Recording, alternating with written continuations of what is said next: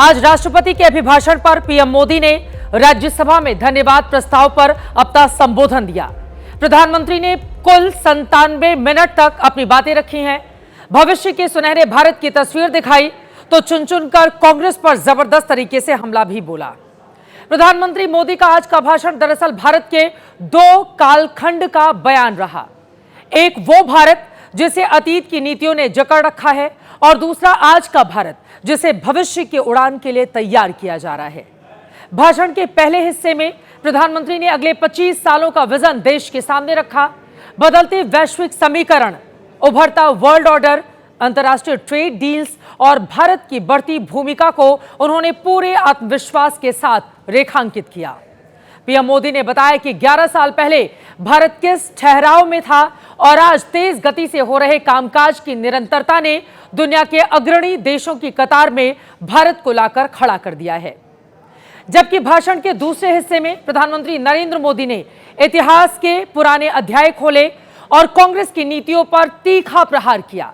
नेहरू और इंदिरा गांधी के दौर को उन्होंने लटकाने, भटकाने, अटकाने वाली राजनीति का प्रतीक बताया। पीएम ने कहा, जहां पुरानी सरकारों ने फैसलों को उलझाया था, वहीं मौजूदा सरकार ने निर्णय, नियत और नेतृत्व से देश को नई दिशा दी है। प्रधानमंत्री मोदी ने साफ संदेश दिया कि नया भारत अब अतीत के बोझ से नहीं, वर्तमान और भविष्य के हौसले से आगे बढ़ेगा और बहुत जल्द दुनिया की तीसरी बड़ी अर्थव्यवस्था बनने का दावा भी प्रधानमंत्री नरेंद्र मोदी की ओर से आज कर दिया गया।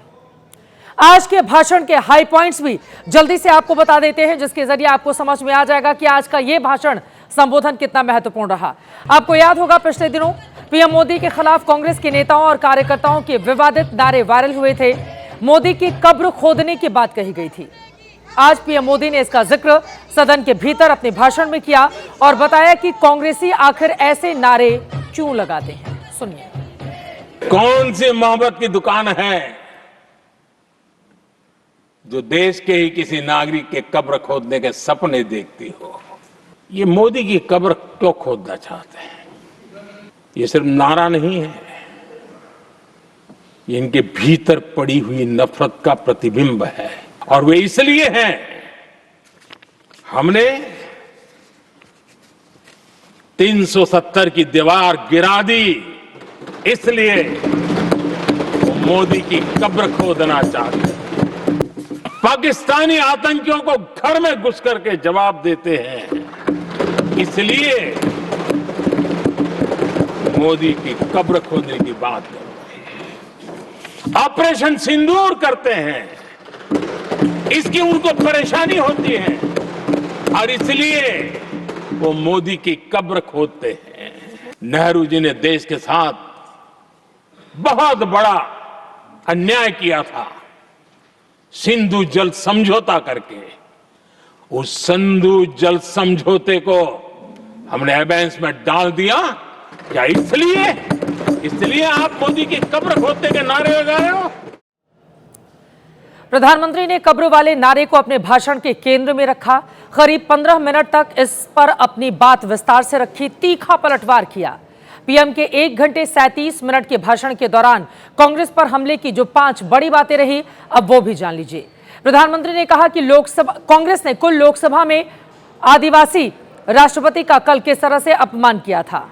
वहीं रवनीत सिंह बिट्टू को गद्दार कहना उन्होंने सीधे सिखों के अपमान से जोड़ा। कांग्रेस देशवासियों को ही समस्या मानती है, विस्तार से इसके बारे में उन्होंने जानकारी दी। पीएम ने कांग्रेस पर हमला बोलते हुए कहा कि उनके पास ना तो कोई नीति है और ना ही कोई विजन है। चोरी करना कांग्रेस का पुश्तैनी धंधा है। गांधी सरनेम भी कांग्रेस के नेताओं की ओर से चुरा लिया गया। मेरा जन्म नहीं हुआ था, उसके पहले सरदार वल्लभ भाई पटेल ने नर्मदा नदी पर बांध बांधने की कल्पना की। खैर, नेहरू जी ने शिलान्यास किया। अब इंप्लीमेंटेशन देखिए इनको। मेरा जन्म नहीं हुआ था जब इसकी कल्पना की गई थी और प्रधानमंत्री बनने के बाद मैंने उसका उद्घाटन किया। यह हाल है।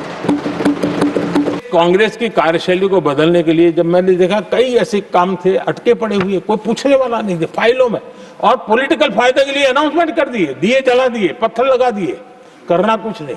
कांग्रेस सिर्फ इमेजिन करती है, और इम्प्लीमेंट करने का उनको कोई लेना देना ही नहीं होता है। अब असम का बोगीबील ब्रिज, ये बोगीबील ब्रिज अरुणाचल और असम को जोड़ने वाला बहुत महत्वपूर्ण ब्रिज, कितने ही सालों तक ये प्रोजेक्ट लटका रहा। हमने प्रगति के माध्यम से इसको रिव्यू किया और असम सहित पूरे नॉर्थ ईस्ट को बहुत बड़ी सुविधा वाला ये काम हमने पूरा किया।